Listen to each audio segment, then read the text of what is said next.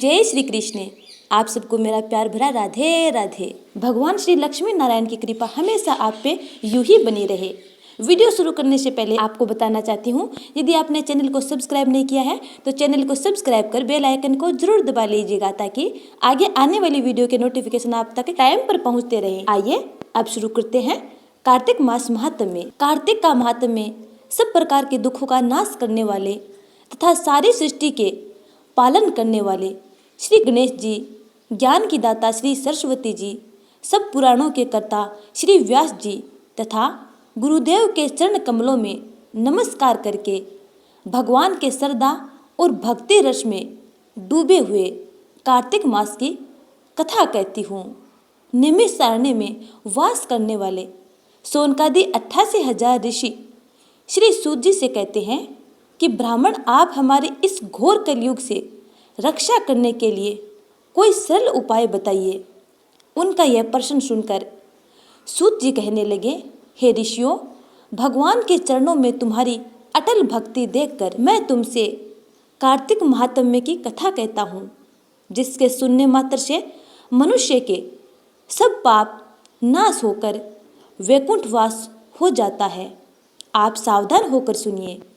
एक समय नारद जी ब्रह्मलोक में जाकर सारे जगत के कर्ता श्री ब्रह्मा जी से विनीत भाव से पूछने लगे कि हे पितामह, कृपा करके कोई ऐसी सुंदर कथा कहिए जो सब पापों के नाश करने वाली हो।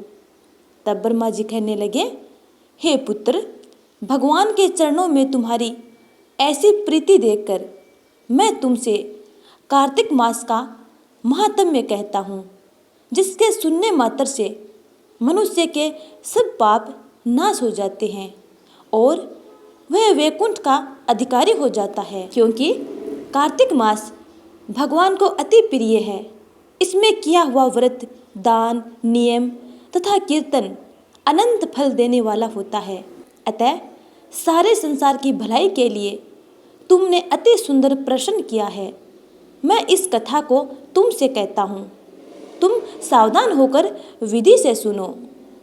व्रती मनुष्य प्रातःकाल ब्रह्म मुहूर्त में यानी 4 बजे उठकर शौच आदि से निवृत्त होकर 22 अंगुल लंबा सुगंधित वृक्ष का दातुन करे।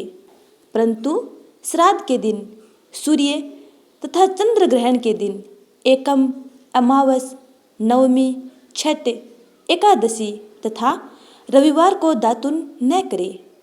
जिस दिन दातुन न करनी हो उस दिन पानी से 12 कुल्ले करके मुंह को खूब अच्छी तरह से साफ कर लेवे। जब 2 घड़ी रात्रि रह जाए तो काला तिल, चंदन, चावल, फूल या कुसा लेकर तालाब, कुंड, नदी या संगम तथा किसी तीर्थ स्थान में जाकर भगवान से प्रार्थना करे कि भगवान आपकी और श्री लक्ष्मी जी की प्रसन्नता के साथ के लिए मैं कार्तिक मास में स्नान करूँगा। इस प्रकार प्रतिज्ञा करके श्री गंगा जी, शिव, सूर्य और विष्णु जी का ध्यान करके नवयुग व्रत जल में प्रवेश करके अच्छी तरह स्नान करें। फिर जल से बाहर आकर देवता, ऋषि और पितरों का तर्पण करें। स्नान के पश्चात षोडशोपचार विधि से भगवान का पूजन करें। भगवान को अर्घ्य देवे और प्रार्थना करे कि भगवान श्री राधा सहित मेरे इस अर्घ्य को ग्रहण करे। और इस प्रकार प्रार्थना करके 16 चीज़ें जैसे आवाहन, पाद्य, अर्घ्य, आचमन, स्नान, वस्त्र, चंदन, अक्षत, पुष्प, धूप, दीप, नैवेद्य, तांबूल, पूगी फल, दक्षिणा, नमस्कार भगवान की छवि के आगे अर्पण करके तुलसी मंजरी से भगवान का पूजन करना चाहिए। इसे षोडशोपचार पूजन कहते हैं। ब्रह्मा जी कहते हैं कि हे नारद, तुलसी की मंजरी सहित भगवान शालिग्राम का जो 1 बूंद चरणामृत का पान करता है, वह ब्रह्म हत्या इत्यादि बड़े पापों से मुक्त होकर वैकुंठ को प्राप्त हो जाता है। जो भगवान शालिग्राम की मूर्ति के आगे अपने पितरों का श्राद्ध करता है, उसके पितरों को वैकुंठ की प्राप्ति होती है। जो भगवान शालिग्राम की मूर्ति दान करता है उसको समस्त पृथ्वी के दान का फल मिलता है, परंतु शालिग्राम की मूर्ति बेचनी नहीं चाहिए। विष्णु जी का पूजन शंख के जल से और शिव जी का बिल्व पत्रों से, सूर्य का तुलसी से, गणेश जी का धतूरे के पुष्पों से तथा विष्णु जी का केतकी के पुष्पों से, शिव का कनेर कमल को छोड़कर किसी लाल पुष्प से पूजन नहीं करना चाहिए। जो श्री विष्णु जी का पूजन कमल के पुष्पों, लक्ष्मी जी का मालती और चंपा के पुष्पों से करता है वह भगवान के परम पद को प्राप्त होता है, और जो भगवान की अति प्रिय तुलसी से पूजा करता है उसकी महिमा कोई नहीं कह सकता। वह कभी माता के गर्भ में नहीं आता। तुलसी माता धारण किए मंजरी युक्त जिसकी मृत्यु हो जाए वह सीधा बिना किसी बाधा के वैकुंठ धाम को जाता है। तुलसी की छाया में पितरों का श्राद्ध करने से पितरों की अक्षय तृप्ति होती है। तुलसी का सिंचन गंगा, यमुना तथा नर्मदा के स्नान के तुल्य हो जाता है। तुलसी का वृक्ष लगाने, खींचने और स्पर्श करने से मनुष्य के काया, वाचा और मनसा तीनों प्रकार के पाप नष्ट हो जाते हैं।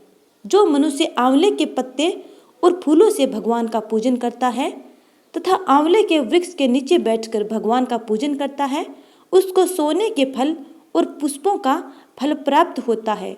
जो मनुष्य द्वादशी को तुलसी तथा आंवले के पत्तों को तोड़ता है वह घोर नरक में जाता है। जो मनुष्य कार्तिक मास में आंवले के फल, तुलसी और गोपी चंदन की माला धारण करता है वह जीवन मुक्त हो जाता है। इस प्रकार व्रती पुरुष भोजन करके चंदन, पुष्प, पान और दक्षिणा से ब्राह्मणों को प्रसन्न करे, सारे मास भूमि पर शयन करे, ब्रह्मचर्य का पालन करे, पत्तल में एक समय भोजन करे, मौन व्रत धारण करे, वह सूरवीर और कांतिमान होता है। जो एक समय भोजन करता है वह भी आंवले के नीचे बैठकर भोजन करता है तो उसके 1 वर्ष के पाप नष्ट हो जाते हैं। व्रती मनुष्य को शहद, कांजी, दाल, तेल, कच्चा भोजन, दूसरे का अन्न तथा किसी प्रकार का तामसी भोजन नहीं करना चाहिए। रविवार को आंवला न खाएं। देव, वेद, गो और ब्राह्मण की निंदा न करें। मांस आदि का सेवन न करें। अब इस प्रकार के मांस कहते हैं मिट्टी से उत्पन्न हुए नमक, मसूर, बासी भोजन, तांबे के पात्र में डाला हुआ दूध आदि केवल अपने लिए ही पकाया हुआ भोजन नहीं खाना चाहिए। रजस्वला स्त्री, मलेच्छ, पतित, पाखंडी आदि से वार्तालाप नहीं करना चाहिए और इन तिथियों में एक एक चीजों का भोजन नहीं करना चाहिए। एकम को पेठा, दूज को बैंगन, तीज को पृथ्वी का फूल, चौथ को मूली, पंचम को बेलफल, छठ को कलिंदा, सप्तमी को आंवला, अष्टमी को नारियल, नवमी को जंगली घिया, दसवीं को परमल, एकादशी को बेर, द्वादशी को मसूर, त्रयोदशी को पान, चतुर्दशी अथवा अमावस्या और पूर्णमासी को नारी को साग नहीं खाना चाहिए। तो इस प्रकार प्यारे स्नेहीजनों, कार्तिक मास महात्म्य का पहला और द्वितीय अध्याय यहीं पे समाप्त होता है। उम्मीद करती हूँ कि आपको यह कथा अच्छी लगी है। यदि अच्छी लगी है तो लाइक कमेंट कर देना। आगे आने वाली वीडियो का इंतजार करना। तब तक के लिए जय श्री राधे।